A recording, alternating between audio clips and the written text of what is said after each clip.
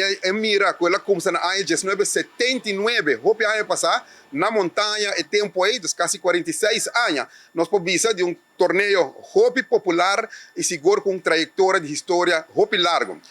Verdade, ora que o Covid-19 a dar na 2020, nós estamos em plena preparação, SB Royal Power, e tempo aí, essa aqui é stop, por motivo não conheci, e desde aí, 2021, 2022, etc., essa aqui não guarda organizar, nós reunimos toda a equipe na back desde fevereiro aqui, tem diferentes reuniões, na março, tem outra reunião, na abril, etc., e põe toda a regra na back al dia.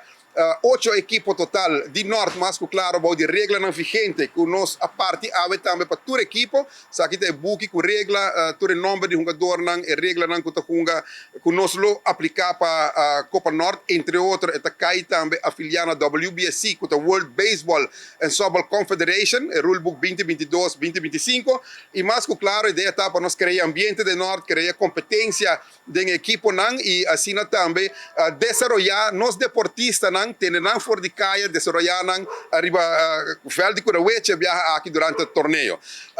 Nós estamos dedicando o torneio aqui na 4 baluartes, tem par de anos, mas nós sabemos que nós batating o torneio aqui, onde não está hopi popular, me quer nos conhecer, que está Johannes Poiflanegin, está uno com o reconhecimento que nos lo dedica o torneio aqui na sua persona, outro está Álvaro Barrios, está 2 baluartes, com a mais hopi anos, Copa Norte, que tem hopi título, seja campeão, subcampeão, terceiro lugar, etc. Pero também Nel Frank, que iniciar hopi ano passado com montanha, também tem título de campeão de anos 70. E outro da Francis Arcaia, que também é jogador de montanha com trajetória hopi largo. Depois de há pouco investigação e research, nós chegamos a uma decisão com diretiva que lo dedicar aqui o torneio na 4 pessoas aqui. Mas claro, nós não queremos ser demasiado largo. Nós sabemos que Heineken é sponsor oficial e patronizador do torneio Copa Norte. Nós estamos lá em detalhes para meu amigo Beto por atender com a parte aqui. E seguro me quer aqui rato,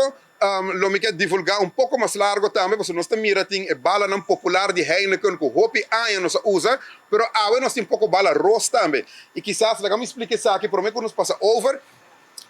Hopi ano passado, nós queremos dar bom gesto, essa é a nossa intenção sempre de dar back também. E a bestelle bala aqui, pandemia chega, nós não podemos cumprir a trajetória e nós acercar a Mary Jones Foundation, dia 1 de junho, já domingo 1 de junho, nós estamos regalar a Mary Jones Foundation